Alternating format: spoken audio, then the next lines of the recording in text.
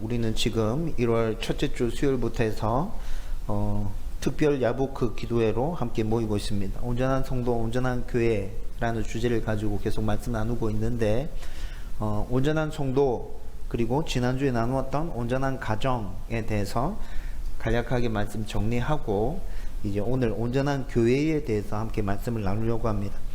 온전한 성도가 되려고 하면 성경에서 말씀하고 있는 하나님과 내가 믿고 있는 하나님이 하나로 일치되어야 된다 했습니다.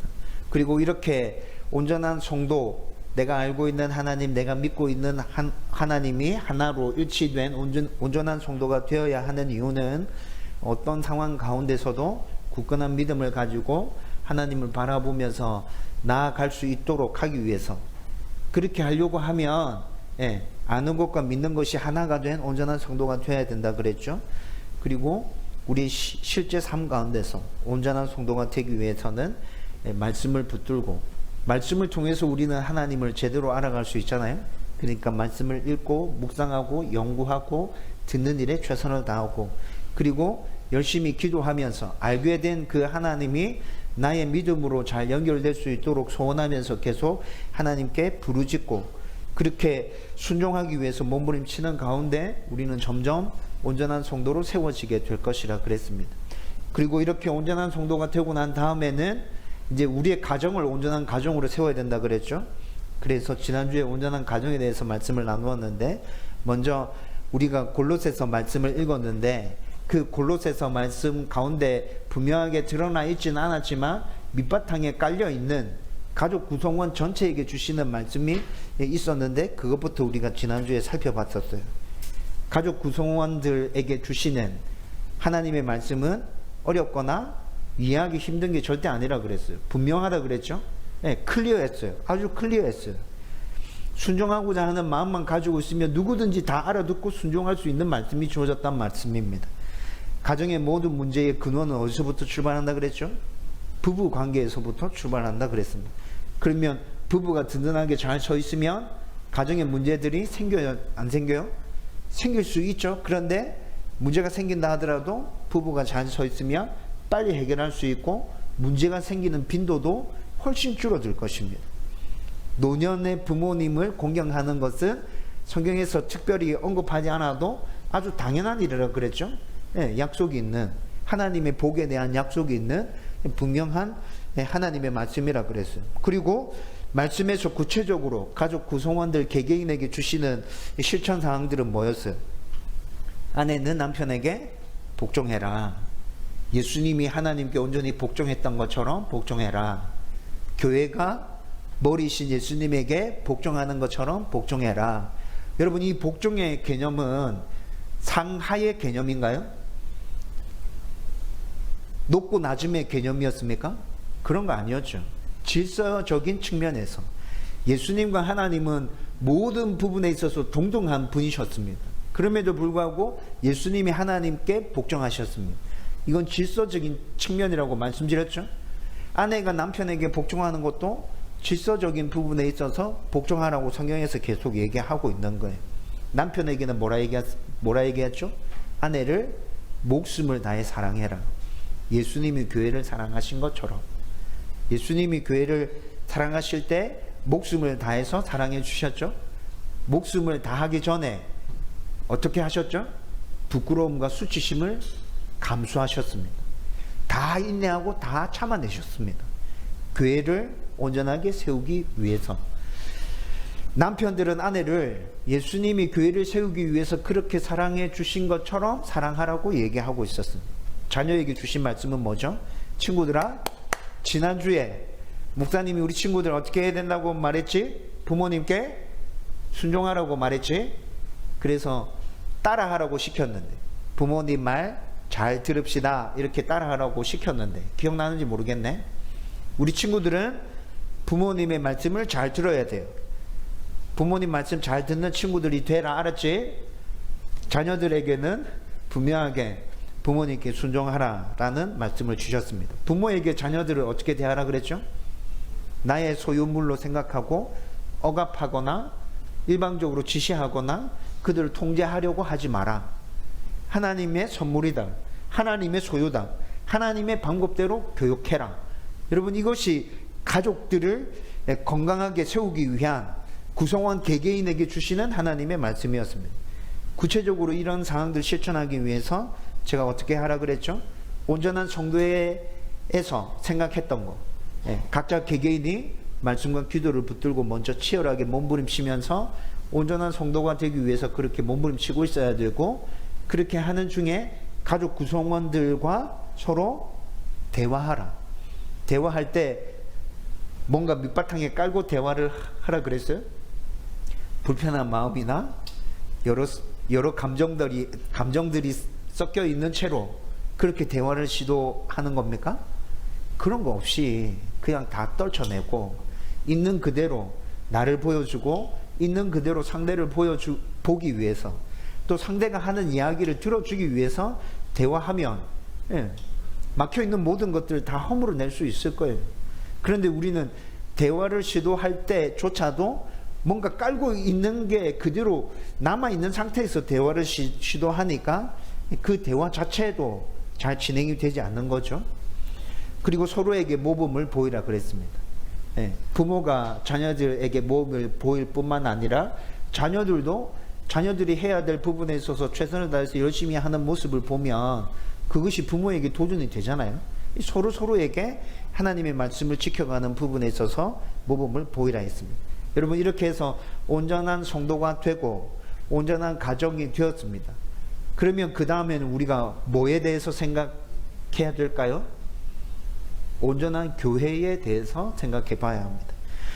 여러분, 온전한 교회, 이 부분에 있어서 뭔가 문제가 많이 발생하고 있기 때문에 저는 이 시대에 크리스찬들이 계속해서 욕을 듣고 있다고 생각하고 있습니다. 여러분, 제 목회 철학이 뭐라고 말씀드렸죠? 제 목회 철학이 뭡니까? 하나님이 주인이신 교회, 제 목회 철학입니다.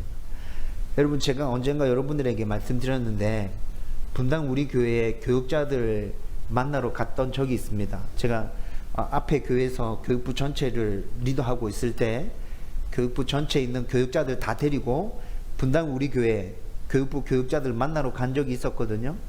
그렇게 만나는 자리에서 제가 그 분당 우리 교회 교육부의 교육자들 한 30명쯤 됐나? 이렇게 만나는 자리에서 첫 번째 질문했던 게 담임 목사님의 목회 철학이 무엇입니까? 물었을 때 1초도 생각하지 않았어요. 거기에 앉아있는 분당 우리 교회 교육부 교육자들이 1초도 생각하지 않고 모두 똑같이 대답했는데 한 영혼 이렇게 답했습니다. 이찬수 목사님의 목회 철학이 한 영혼이라는 거죠. 여러분, 저는 지극히 정상적인 교회라 생각했어요. 그 질문 던졌을 때 그 교육자들이 그렇게 딱 답하는 거 딱 듣고 이 교회는 대형 교회임에도 불구하고 지극히 정상적인 교회구나.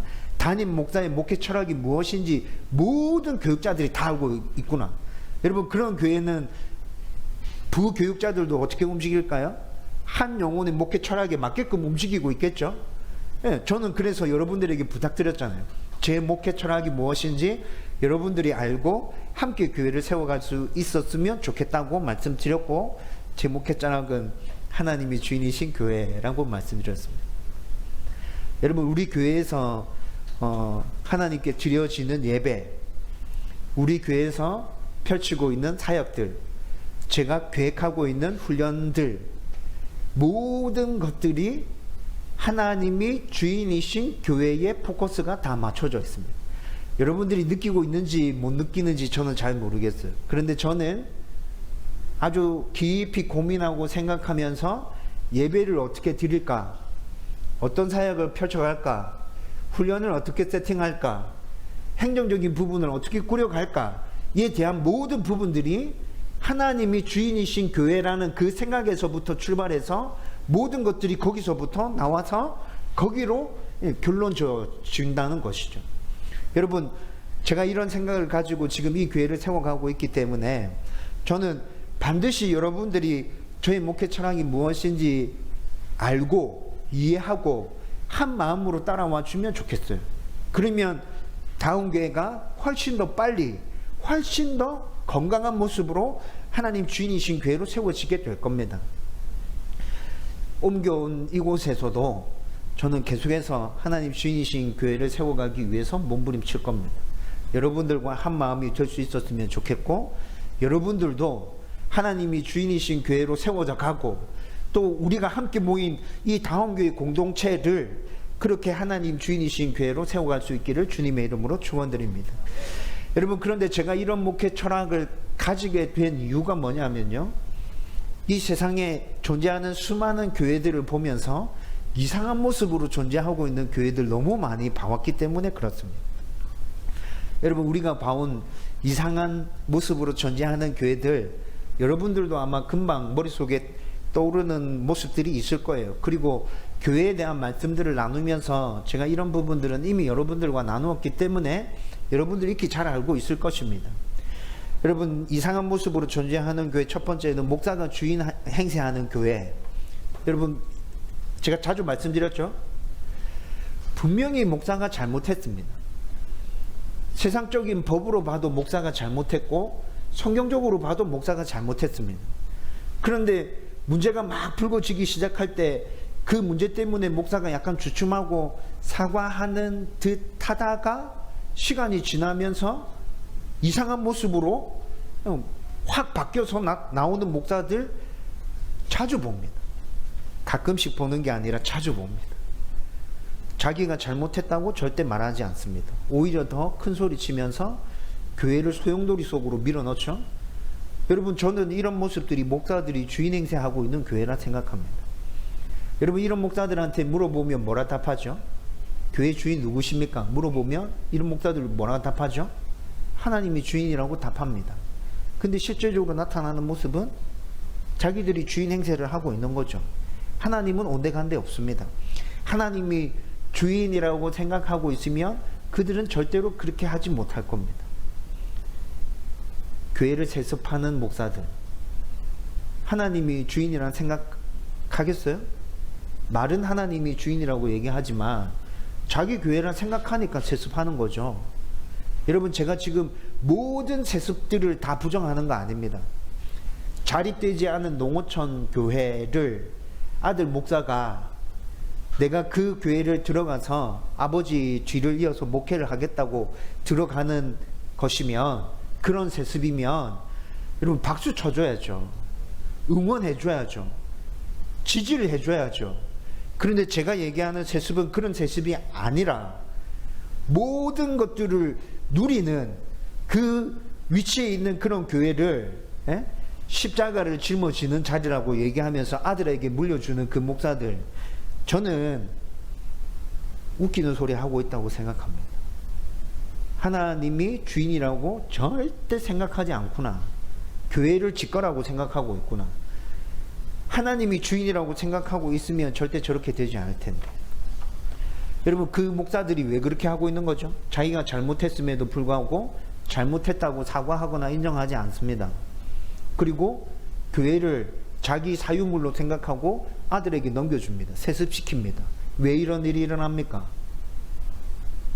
작은 교회였는데, 아니 작은 교회가 아니고 이 교회를 개척해서 내가 이렇게 일으켜 세웠다. 여러분, 그 생각이 들어가 있으니까 그렇게 하는 거죠.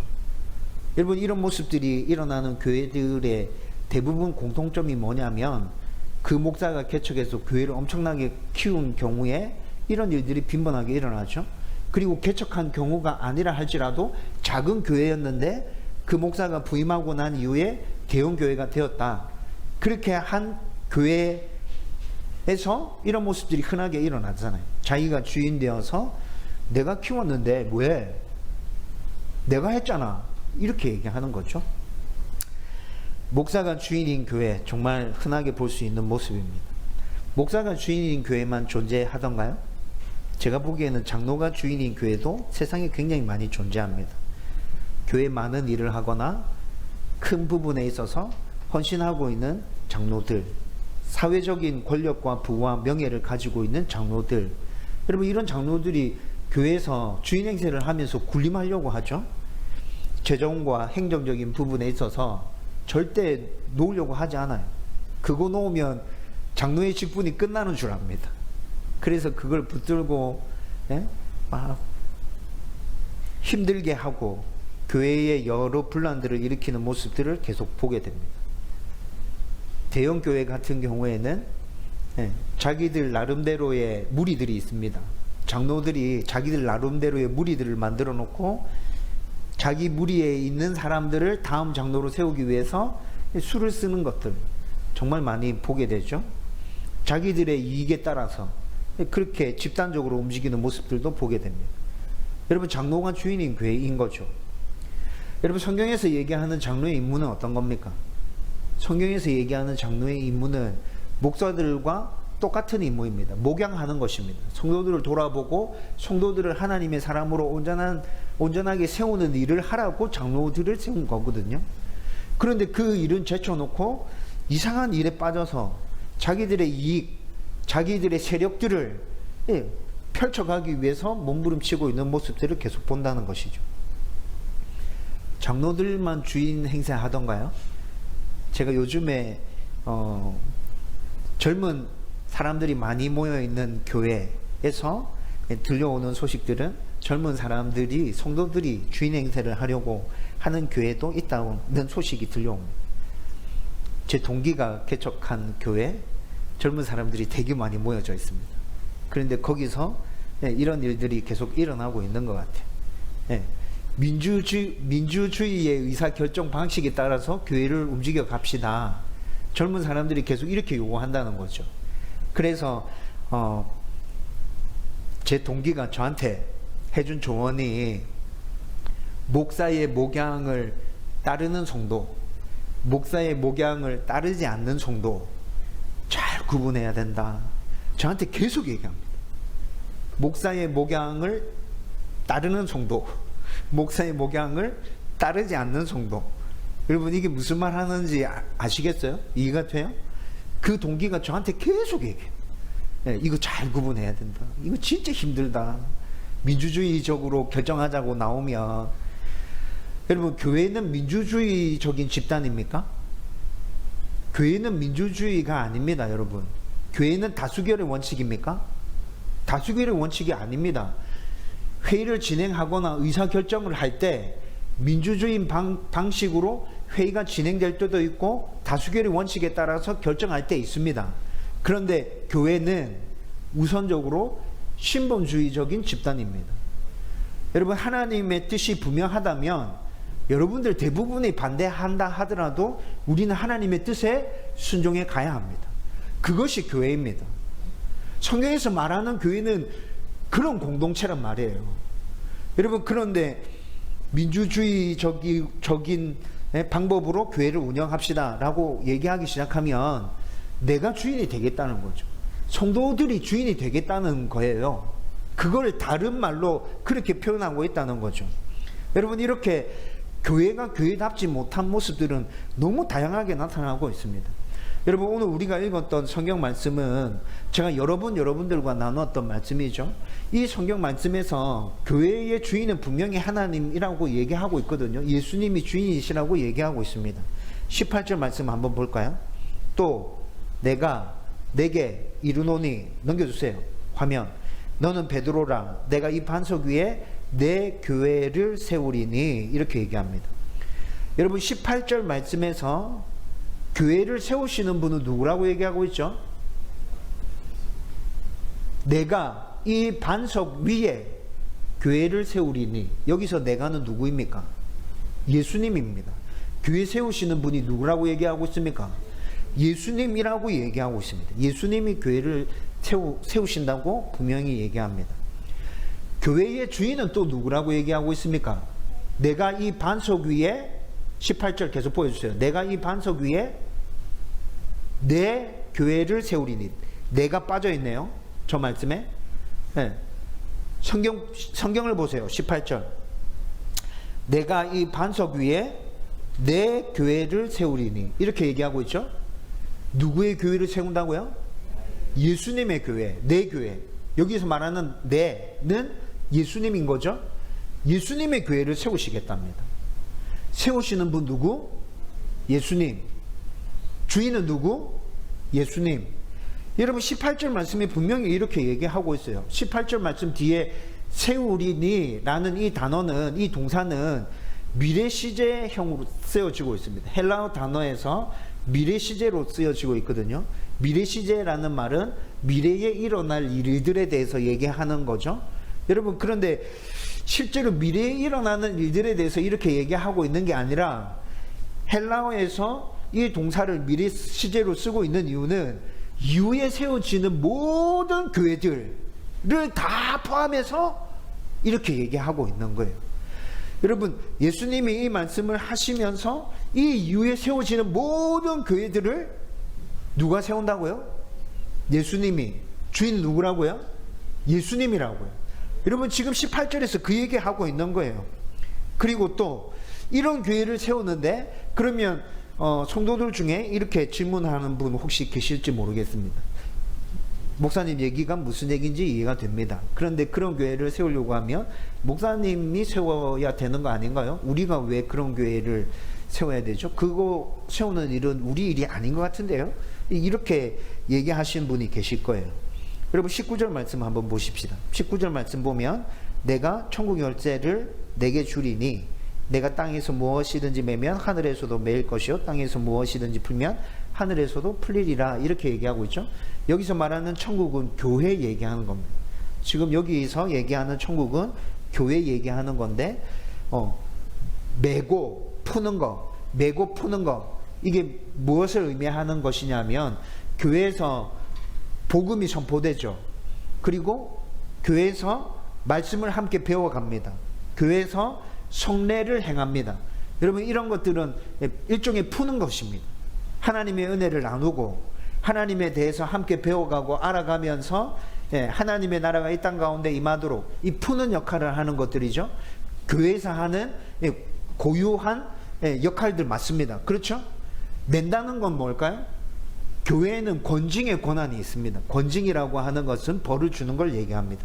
성도들 중에, 목사들 중에 뭔가를 하나님의 말씀에 맞지 않게 잘못했어요. 그러면 교회에서 그 잘못에 대한 적절한 벌과 그 다음에 제재를 가할 수 있는 권한이 있습니다. 교회에 있습니다.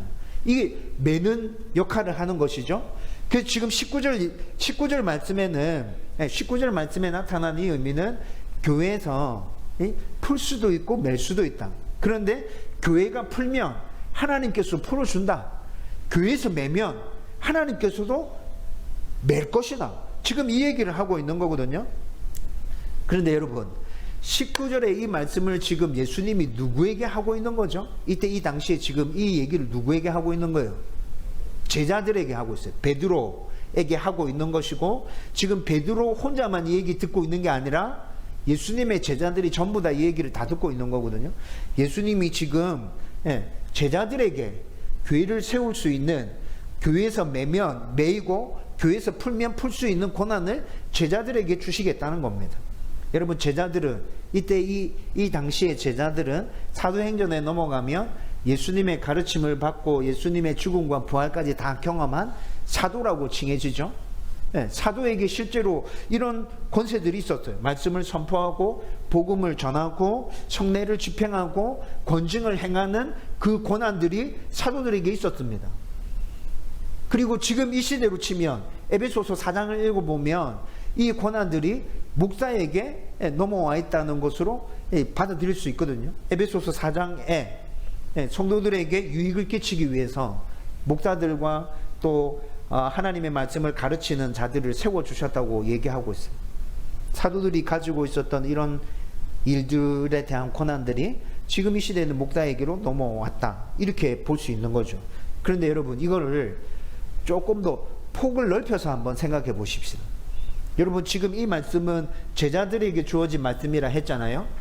여러분, 제자들은 어떤 사람들 얘기하는 겁니까? 이때 이 당시 예수님의 제자들은 예수님의 가르침과 예수님의 말씀에 순종하며 따르는 자들을 제자들이라고 했죠. 예수님의 가르침과 말씀을 따르는 자들이 제자들입니다. 여러분, 지금 이 당시에도, 아니 지금 이 시대에도 예수님의 제자들이 있습니까? 여러분들이 대답해 보십시오. 예수님의 제자들이 있습니까? 있죠. 누굽니까? 저와 여러분들. 예수님의 가르침을 받아들이고 순종하기 위해서 몸부림치면서 따르고 있는 사람들, 예수님의 제자, 저와 여러분들이잖아요. 그렇죠? 여러분, 폭을 좀 넓혀서 생각해 보면 저와 여러분들이 제자인 거예요. 그러면 19절의 이 말씀이 그때 그 당시에 베드로와 12 제자들에게만 주신 말씀이 아니라 지금 이 시대에 예수님의 제자로 살아가고 있는 우리들에게도 똑같이 주어진 말씀이라고 받아들여도 될까요? 받아들여야 됩니다. 받아들여도 될까요가 아니라 그렇게 받아들여야 됩니다. 여러분, 그래서 우리는 예수님의 제자로서 세상 가운데 나가서 하나님의 말씀을 선포해야 합니다. 여러분들에게 하나님의 말씀을 선포할 수 있는 권한이 있습니까? 없습니까? 있죠. 안 믿는 사람들에게 하나님의 말씀을 선포할 수 있는 권한이 여러분들에게 있죠. 복음을 전할 수 있는 권한이 있습니까? 없습니까? 있죠. 여러분들에게 있죠. 여러분, 성령의 집행, 권징, 이런 것들은 목사와 장로들에게 한정되어져 있는 게 맞습니다. 그런데 예수님의 제자로서 아주 중요한 임무, 말씀을 선포하고 복음을 전하는 이 임무는 이 세상에 예수님의 제자로 살아가는 모든 사람들이 다 가지고 있는 임무이거든요. 여러분, 이런 관점에 봤을 때 하나님이 주인이신, 예수님이 주인이신 교회, 예수님이 세우는 교회는 목사 한 사람이 세워가는 게 아니라 이 시대에 예수님의 제자로 살아가고 있는 저와 여러분들 모두가 함께 세워가야 한다는 것입니다. 그리고 오늘 본문에서 말하고 있는 이 교회는 구체적으로 무엇을 얘기하는 겁니까? 여러분들 다 알고 계시잖아요. 교회 건물을 얘기하는 거야? 아니요. 저와 여러분들을 얘기하는 거죠. 하나님께로부터 부름받은 사람을 여기 지금 교회라고 얘기하는 거잖아요. 성도 개개인의 교회입니다. 그래서 여러분들 스스로 말씀과 기도를 붙들고 여러분들 내 교회를 제대로 잘 세워가기 위하여 몸부림쳐야 합니다. 그렇게 할 뿐만이 아니라 교회들이 함께 모여있는 이 공동체도 건강한 모습으로 세워가기 위해서 함께 몸부림치고 가야 한다는 것이죠. 여러분, 그러면 이제부터 여러분 계속 들어왔던, 지금까지 제가 설명해 드린 것만 해도 목사님 계속 했던 얘기인데 생각이 들 거예요. 그런데 지금부터 하는 얘기가 진짜 중요한데 이것 역시 제가 여러분들에게 계속 했던 얘기입니다. 저는 여러분들 이거 가슴에 새겼으면 좋겠습니다. 자다가 일어나더라도 답할 수 있었으면 좋겠습니다. 진짜. 여러분, 예수님의 제자인 성도가 그러면 하나님 주인이신 교회를 어떻게 세워가야 합니까? 절대 잊어버려서는 안 되는 거 무엇일까요? 첫 번째, 교회 주인은 하나님이십니다. 여러분, 이건 절대 흔들려서 안 됩니다. 세뇌되어야 됩니다. 여러분, 진짜 세뇌되어야 합니다. 세뇌되어야 합니다. 교회 주인은 하나님이십니다. 목사가 아닙니다. 장로가 아닙니다. 성도가 아닙니다. 아무리 탁월한 목사라 할지라도 말씀을 잘 가르치고 복음을 잘 전하고 교회를 정말 잘 이끌어가는 목사라 할지라도 그 교회 주인은 목사가 아닙니다. 아무리 존경할 만한 장로라 할지라도 그 교회 주인은 장로가 아닙니다. 아무리 똑똑하고 진짜 세련된 성도들이 모여있는 교회라 할지라도 그 교회 주인은 성도들이 아닙니다. 여러분, 이게 무슨 말인 줄 아세요? 누가 교회의 주인 행세를 하고 있는지 여러분들은 잘 살펴야 될 책임과 의무가 있다는 얘기를 지금 이렇게 부드럽게 하고 있는 거예요. 목사가 교회의 주인 행세를 하고 있는 건 아닌지 여러분 정말 잘 살펴야 합니다. 장로가, 성도가 교회 주인 행세를 하고 있는 건 아닌지 여러분 정말 잘 살펴야 합니다. 그런 모습이 나타난다면 어떻게 해야 합니까? 질문해 봐야 합니다. 목사님, 지금 왜 그렇게 하고 계신 거죠? 목사님, 지금 무엇을 생각하고 있는 거예요? 질문해 봐야 합니다. 장로에게서 그런 모습이 나타나면 질문해 봐야 합니다. 여러분들 성도에게서 그런 모습이 나타나면 여러분들 스스로 질문해 봐야 합니다. 우리 왜 이러고 있는 거지? 교회 지금 누구라고 생각하고 있는 건지 우리는? 여러분, 이런 부분에 있어서 분명하게 질문할 수 있었으면 좋겠습니다. 그냥 이상하다고 느껴지는데 말 못하고 그냥 이렇게 쭉쭉 넘어가면 진짜 이상한 교회 돼버리는 거죠. 여러분, 두 번째, 하나님이 주인이신 교회는 그러면 무엇을 기초로 세워지는 거죠? 분명한 신앙 고백 위에 세워집니다. 여러분, 교회는 누구라 그랬어요? 교회 건물이라고 했습니까? 개개인이 하나님의 부름을 받은 개개인이 교회라 그랬죠. 그 개개인의 교회는 어떻게 세워지는 거예요? 분명한 신앙 고백 위에 세워집니다. 여러분, 신앙 고백이 없는데 교회라고 부를 수 있습니까? 신앙 고백이 없으면 교회라고 부를 수조차도 없죠. 네. 분명한 신앙 고백이 있어야 온전한 교회로 설 수 있고, 분명한 신앙 고백이 있는 사람들이 모여야 그 교회가 하나님 주인이신 온전한 교회가 되는 것입니다. 여러분, 제가 개척할 때 제일 많이 받았던 질문 뭐라 그랬죠? 제일 많이 받았던 질문, 개척 멤버가 몇 명입니까? 여러분, 목사님들이 주로 이 질문 합니다. 너 개척 멤버 몇 명이니? 몇 명 모았니? 20명 이상 모아야 돼. 그래야 좀 쉽게 빨리 교회를 세울 수 있을 거야. 계속 물어봐요. 여러분, 이거 왜 물어볼까요? 왜 물어보죠? 교회를 세우는 데 있어서 성도의 수가 중요하다. 여러분, 이렇게 생각하고 있기 때문에 그거 계속 물어보는 거죠. 네. 또 어떤 분들은 이렇게 물어봅니다. 헌금 좀 들어왔나? 교회 장소 얻을 돈 있나? 괜찮나? 좀 몇 개월만이라도 굴려갈 수 있나? 이렇게 물어봅니다. 여러분, 이렇게 물어보는 사람들은 교회를 세우는 데 있어서 뭐가 중요하다 생각하는 거예요? 돈이 중요하다 생각하는 거죠.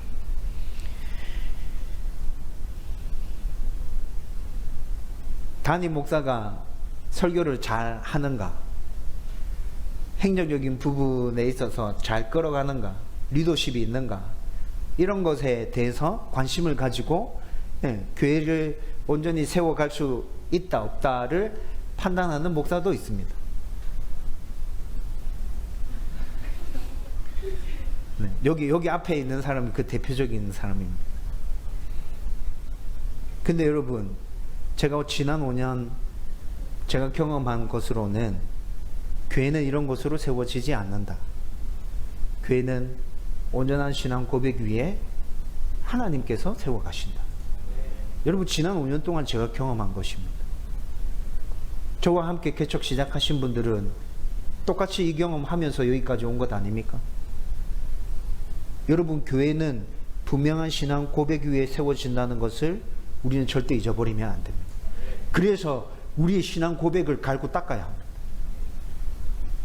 더 분명하게 하나님을 알고 더 온전하게 그 하나님을 고백하고 그 하나님만을 온전하게 믿기 위해서 몸부림칠 때 우리 교회는 하나님 주인이신 온전한 교회로 점점 세워져 가게 될 것입니다. 여러분, 그렇게 세워진 하나님의 교회는 그러면 어떻게 움직여 가야 되죠? 세 번째, 하나님이 주인이신 교회는 하나님의 말씀에 따라 움직여야 합니다. 여러분, 그래서 제가 날마다 말씀을 읽고 묵상하고 연구하는 일을 게을리하지 말라고 얘기하는 거예요. 하나님의 말씀이 무엇인지 알아야 우리가 그대로 순종하면서 따라갈 거잖아요. 여러분, 하나님의 말씀이 무엇인지 알았다 하더라도 섣불리 순종하고자 하는 용기가 안 생겨요. 그래서 계속 기도하라는 거예요. 하나님 도와달라고 계속 부르짖으면서 하나님께서 도와주시는 것 따라서 그냥 한 걸음 한 걸음 나가보자는 것입니다. 여러분, 저는 확실하게 이 믿음이 있습니다. 하나님이 교회의 주인이시기 때문에 교회는 반드시 하나님의 말씀에 따라 움직여야 한다. 그래서 모든 큰 일을 결정할 때 먼저 하나님께 묻고 하나님의 답을 찾으려고 하는 거죠. 여러분, 앞으로도 교회 큰 일이 진행될 때마다 저는 하나님께 묻고 분명한 답을 얻고 그 답에 맞추어서 한 걸음 한 걸음 나가게 될 것입니다. 여러분들이 이 부분에 있어서 저와 마음이 하나 되었으면 좋겠습니다. 하나님 주인이신 교회는 무조건 하나님의 말씀에 따라 움직여야 돼. 그러면 무조건 기도부터 먼저. 우리 생각하는 것과 전혀 다르다 하더라도 하나님이 말씀하시는 것이 분명하다면 무조건 첫발 한번 내디뎌 보자. 여러분, 이것에 저와 여러분들이 마음이 하나 되어져 있으면 우리는 앞으로도 계속 이 교회를 하나님 주인이신 교회로 세워갈 수 있습니다. 사람들이 불가능하다 하더라도 우리는 할 수 있어요. 하나님이 그 가운데 역사해 주실 것이기 때문에 그렇습니다. 여러분, 여기서 제가 여러분들에게 사과드려야 될 부분이 있습니다. 여러분, 교회를 이전에 오는 중간에 한번 말씀드렸었습니다. 가짜 서류 작성했던 거 말씀드렸죠.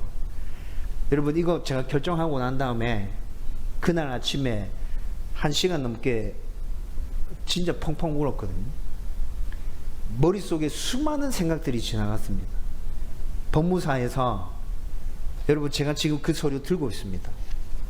이 서류입니다. 법무사에서 이 서류 만들어서 저한테 보냈습니다. 목사님, 이 서류 들어가면 한 번에 대출 받을 수 있고, 이 서류 안 들어가면 대출 못 받을 수도 있습니다. 그날 연락받은 이 서류 받은 그날 당일날 대출이 나와야 우리 보증금 지불하고 공사 진행하는 것도 순조롭게 진행할 수 있었어요. 그날 안 되면 다 얼어지는 거지. 아침에 9시에 전화 받았는데 한 10분쯤 고민하다가 이 서류 만들어서 넣으라 그랬습니다. 이 서류 만들어서 등기소에다가 넣으세요. 제가 그렇게 얘기했어요. 그리고 9시 10분쯤이었습니다. 아침에 9시 10분쯤이었는데 제가 그렇게 결정하고 난 다음에 그날 아침에 얼마나 울었는지 모릅니다. 지난 5년 동안 하나님 주인이신 교회 세우겠다고 그렇게 얘기했고, 하나님 주인이신 교회는 하나님의 말씀에 따라 움직이는 교회라고, 사람들이 불가능하다 이야기할지라도 순종해서 한 걸음 내디딜 때 하나님께서 일하실 것이라고 내가 그렇게 얘기했는데 내가 지금 무슨 결정을 한 거지? 여러분, 그날 아침에 하나님께 미안합니다 라는 말을 어떻게 표현할지를 모르겠더라고요. 제가 너무 죄송하고 너무 부끄럽고 창피하고 결정해 주기는 했는데, 그리고 이게 뭔가 잘못됐다는 걸 알겠는데, 그래서 하나님께 죄송합니다 라고 말해야 될 것 같은데 그날 아침에 그 말이 안 들어졌습니다. 한 3일 동안 정말 힘들었습니다. 여러분, 그런데 이 서류 넣으라고 결정하고 난 다음에 실제로 이 서류는 들어가지 않았습니다. 이 서류는 들어가지 않고 대출 받았습니다. 여러분, 그런데 제가 이 서류를 넣으라고 결정한 그 결정은 바뀌는 게 아니잖아요. 그렇죠? 이 서류가 사용되어지지 않았지만 여러분들의 담임 목사가 내렸던 그 결정은 변하는 게 아니라고. 여러분, 이 부분에 있어서 여전히 저는 하나님께 죄송한 마음을 가지고 있습니다. 내가 참 믿음이 아직까지 부족하구나. 조금만 기도하면서 기다려 봤더라면 하나님께서는 이 서류를 사용하지 않고도 대출 받을 수 있는 길을 하나님 다 예비하고 계셨는데, 내가 조금만 더 믿음을 가지고 하나님 의지하고 나갔더라면 어땠을까? 안 좋은 모습, 안 좋은 선례를 내가 하나 남겼구나, 이런 생각이 들어요. 여러분, 저도 하나님 주인이신 교회 세워가기 위해서 이렇게 몸부림치고 있지만 여전히 이렇게 실수하고 넘어집니다. 그런데 제가 여러분들에게 말씀드렸던 것처럼 저는 이 몸부림을 포기하지 않으려고 합니다. 포기하지 않을 것입니다. 제가 잘못한 부분에 대해서 미안하다, 잘못했습니다 라고 용서를 구하고 사과하고 다시 정신을 차리고 하나님 앞에 은혜를 구하면서 하나님 주인이신 교회를 계속 세워가려고 합니다. 여러분들도 이런 부분에 있어서 저와 한 마음이 되어주시면 참 고맙겠습니다. 현장의 삶에서, 세상의 현장의 삶에서 살아가는 데 있어서 이런 문제가 비일비재하게 일어난다는 거 제가 알고 있습니다. 목사님 같이 살면 세상 못 삽니다. 그 말의 의미가 무엇인지 제가 잘 알고 있습니다. 여러분, 그런데 한번 부딪혀 보셨습니까? 하나님 주인이심을 인정하면서 그 믿음 가지고 한번 부딪혀 보셨나요? 깨져 보셨나요? 하나님께서 어떻게 인도해 주시는지 경험해 보셨나요? 저와 여러분들 안에 이런 경험들이 쌓여갔으면 좋겠다고. 쌓여가면 좋겠다고. 안 됐던 것이라도, 부딪혔는데 안 됐던 것이라도 우리 안에 고백되어 줬으면 좋겠습니다. 그 고백을 통해서 하나님 영광 받으실 것입니다. 마지막으로 네 번째, 교회는 세상의 희망이 되어야 된다고 저는 믿고 있습니다. 하나님 주인이신 교회는 세상의 희망이 되어야 된다. 여러분, 이 시대 교회가 왜 세상의 희망이 되고 있지 못하죠? 하나님이 주인이 아니니까. 사람이 주인이니까. 사람이 주인인 곳에서 뭔가 특별한 걸 찾을 수 있습니까? 사람이 주인인 곳에는 뭔가 특별한 걸 찾을 일이 없죠. 하나님 주인이신 교회로 온전하게 서서 정말 죄악 가운데 암울해져 가는 이 세상 가운데 교회가 희망임을 여러분들이 선포할 수 있었으면 좋겠습니다. 다음 교회가 영원 땅의 희망이 되었으면 좋겠습니다. 경남과 서부 상권에 진짜 희망이 되는 교회가 되었으면 좋겠습니다. 여러분, 할 수 있습니다. 가끔 저한테 굉장히 이상적인 생각을 하면서 교회를 꾸려가고 있다라고 얘기하는 목사님들 만납니다. 제가 이상적인 생각을 하고 있는 거 저 알고 있습니다. 그런데 그 이상적인 생각이 성경에서 나온 것이라면 저는 절대로 포기하고 싶지 않습니다. 그 이상을 향해서 계속해서 쫓아가고 싶습니다. 여러분과 함께 그렇게 나아갈 수 있었으면 좋겠습니다.